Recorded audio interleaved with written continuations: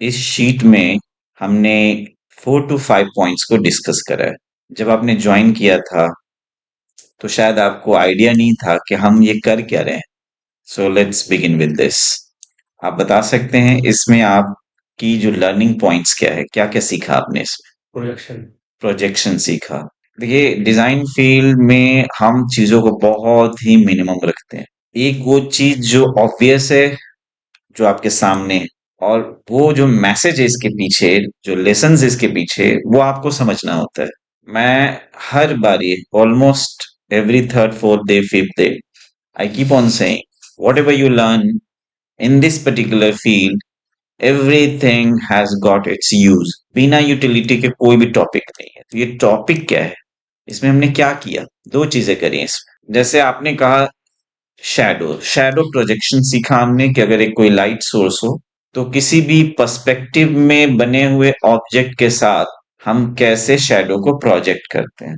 ये manual method में use किया जा सकता है। आप किसी भी सिटी स्केप में जा करके खड़े हो सकते हैं, क्लस्टर ऑफ बिल्डिंग को आप बनाकर पर्सपेक्टिव में उसके शैडो प्रोजेक्शन कर सकते हैं, टेकिंग क्यू फ्रॉम द सन। ये चीजें मैनुअल में आजकल लोगों ने करना बंद कर दिया है।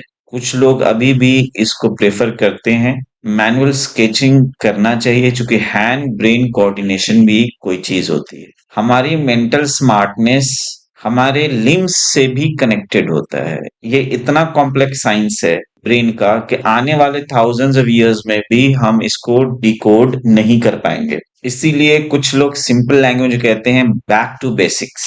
जो चीजें हम सदियों से करते आए हैं वो करते रहो, किसी भी एक्सपर्ट की मत सुनो। क्यों? क्योंकि जो हम करते आए हैं उसकी वजह से हमारे अंदर वो कोडिंग हो चुकी है। तो हम लिखते आए हैं, कुछ ड्राइंग बनाते आए हैं, कुछ ड्रॉ करते आए हैं स्टोन एज से।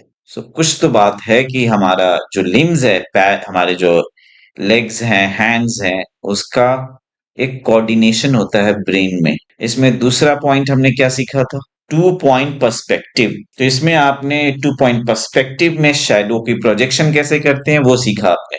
बहुत ही सिंपल बॉक्स में सीखा है। टेकिंग क्यू फ्रॉम दिस, आप इसी को इसको होल्ड करो, जाओ किसी साइट पे, इससे इंस्पिरेशन लो। पूरा का पूरा बिल्डिंग बनाने के साथ साथ उसके पर्सपेक्टिव बना पाओगे और साथ में उसके शैडो प्रोजेक्शन भी दिखा सकते। ये जस्ट एक स्मॉलेस्ट लर्निंग यूनिट है, और इसका एक्सपैंडेड जो वर्जन होगा इसी पे एग्जैक्टली बेस्ड होगा। इसमें आपने क्या सीखा, ये किस पर्पज से बताया गया आपको? ये भी 2 पॉइंट पर्सपेक्टिव है। इसमें भी दो टाइप के पर्सपेक्टिव बताए गए हैं। From outside, this is the corner, how to view.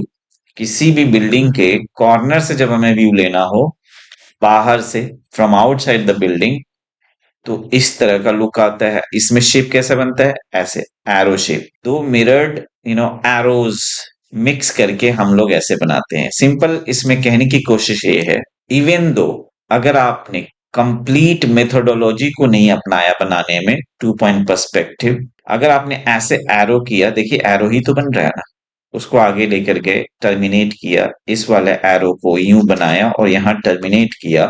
इस तरीके से एक बॉक्स तैयार होता है, और इस बॉक्स में doors and windows, whatever you want to show you can show. If you want to take further help, आप दोनों जगह पे VP1 VP2 बना करके ये सारे doors, Windows, whatever the architectural elements are there, you can show. You can make multi-story building starting from just basic this mirrored arrow.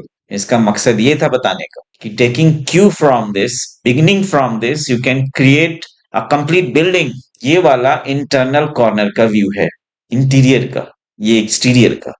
Interior के लिए ये इंडिकेशन है। एरो हेड इन्वर्ट हो गया, ये देखिए, ये बन रहा है वी शेप, यहाँ भी बन रहा है, यहाँ देखिए बन रहा है। अब फर्दर इनके इनके डिटेलिंग के लिए आप इसके प्रोजेक्शन को आगे लेके जाएंगे और इनके प्रोजेक्शन को आगे लेकर जाएंगे, तो आपको क्या मिलेगा? VP1 VP2। So this is for the sake of making you understand how to begin interior or exterior 2 point perspective, taking cue from these two। यहाँ पे ये इंडिकेशन था कि इससे हम ऐसे करके पर्सपेक्टिव को बना सकते, बहुत ही आसानी से, बहुत कम टाइम में। तो इसी में कुछ लोगों ने क्रिएटिविटी ये करी है कि 3D के सॉफ्टवेयर को सिखा कर कहते हैं हमारा ये इंटीरियर आर्किटेक्चर का कोर्स हो रहा है। बहुत बड़े बड़े इंस्टीट्यूशंस हैं, नाम उसने उन्होंने लिख बनाया है लच्छेदार। Interior architecture design course. पता चलता है कि उसमें वो सॉफ्टवेयर सिखा रहे हैं। उस सॉफ्टवेयर को रन करने से पहले जो हमें टेक्निकल बैकग्राउंड रिक्वायर्ड है वो है नहीं। मतलब हमने बायोलॉजी पढ़ी नहीं है और सीधा चले गए क्या करने, माइक्रोस्कोपिक कोर्स करने कि माइक्रोस्कोप में स्लाइस को हम कैसे देखते हैं, हम सेल में क्या क्या यूनिट्स क्या क्या पार्ट्स होते हैं वो देखने चले गए कि माइटोकॉन्ड्रिया होता है सेल के अंदर, सेल मेम्ब्रेन होते हैं जिससे साइटोप्लाज्म घिरा हुआ होता है। तो बायोलॉजी तो पढ़ी नहीं थी, क्या समझ में आ रहा है, जिस पहले जो सेल के अंदर जितने भी पार्ट्स है पहले उसको सीखो, देन उसको माइक्रोस्कोप में स्लाइस को डाल करके देखो। सो ये जो चीज सिखा रहा हूं ना, इसमें दो चीजें हैं। जैसे कि ब्लड प्रेशर नापने के लिए क्या होता है, क्या कहते हैं उसको, और बीपी मेजरमेंट्स के लिए आजकल इलेक्ट्रॉनिक डिवाइस भी आ गया है, एक मैनुअल भी होता था। जानते हैं दोनों में से बेटर कौन है? Just to prove my point ये मैंने पूछा आपसे, बेटर कौन सा है, एक्यूरेसी किस में है? भाई हमें एक्यूरेसी से मतलब है, कोई भी इंसान कहेगा भाई जो एक्यूरेट है वो सही है। जानते हैं manual system is more accurate then the digital. Digital में एरर आने के बहुत ज्यादा चांसेस। डिजिटल पे कई डॉक्टर्स रिलाई नहीं करते हैं, कुछ तो प्रॉब्लम है ना।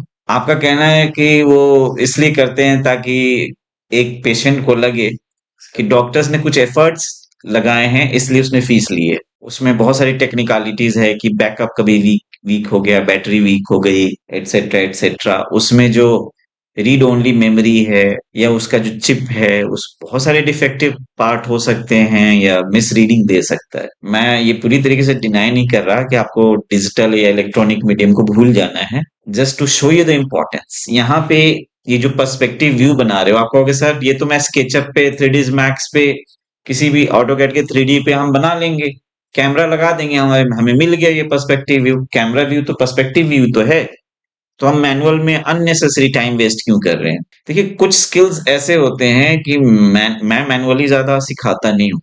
देखा होगा आपने, अगर कोर्स को कंपेयर करोगे कभी तो आपको दिख जाएगा कि अननेसेसरी यूजलेस स्टफ को मैं कभी लाता नहीं हूँ। कभी मैंने ये नहीं कहा कि क्रियोन्स ऐसे डाला जाता है और ये वाला मीडियम ऐसा होता है, वो वाला मीडियम ऐसा होता है, क्योंकि आप डिजाइन स्टूडेंट हो, कोई आर्टिस्ट नहीं बनने जा रहे हो कि हम आर्ट की चीजों को सीखें। ये प्योर डिजाइन का टॉपिक है जिसके अंदर जैसे कुछ लोग कहते हैं ना, रोटी को बेल करके खाया जाता है, बना करके तवे पे डाउनलोड नहीं किया जा सकता। तो कुछ ऐसे स्किल्स हैं, चाहे एआई आ जाए या क्वांटम कंप्यूटर आ जाए जो दुनिया भर का डेटा कुछ मिनट्स में सॉल्व कर दे, तो भी हमारा जो ब्रेन है, जो हमने सेंचुरीज में सीखे हैं, हमारा भी ब्रेन जो है इतना कोडिंग के साथ है कि कोई एआई उसको बीट नहीं कर पाएगा किसी भी टाइम में आने वाले 2000 5000 ईयर्स में। तो ये जो स्किल है ना जी, ये ऐसा स्किल है कि किसी भी सिचुएशन में काम आ सकता है, कि जब तक के आपके हाथ पैर चल रहे हैं, आपका ब्रेन फंक्शनल है और कोई भी डिवाइस नहीं है आपके आसपास, अपने आप को एक्सप्रेस करना है, जाहिर सी बात है डिजाइन को एक्सप्रेस कर रहे हो, उसमें मैनुअल अंडरस्टैंडिंग, बेसिक अंडरस्टैंडिंग बहुत ज्यादा रिक्वायर्ड है। साइट पे जाते हैं, क्या हर जगह हम टैब लेके जाएंगे, मोबाइल लेकर जाएंगे? और जो लोग साइट पे काम कर रहा होगा उन्हें पता होता है, sweaty, it's hell lot of filthy all around, mine is totally cluttered looking at the building material scattered here and there। वहां पे क्या लगता है कि आप हर जगह इलेक्ट्रॉनिक डिवाइस लेकर के चले जाएंगे या हर जगह यूज कर पाएंगे? ऐसा नहीं हो पाता है। सो वहां पे कभी कभी जब हम डिस्कस कर रहे होते हैं ओरली, तो भी हमारा कन्वे नहीं हो पाता है। उस टाइम में काम आता है ये वाला स्किल, जिसमें हम स्केच करके हम एक दूसरे को अपने डिजाइन के एक्सप्रेशंस को बता सकते हैं। सर्टेन डिग्री तक की नॉलेज रिक्वायर्ड है। एक्चुअली क्या किया गया है, सन एक रखा गया, लेकिन ये दो अलग अलग एंटिटी है।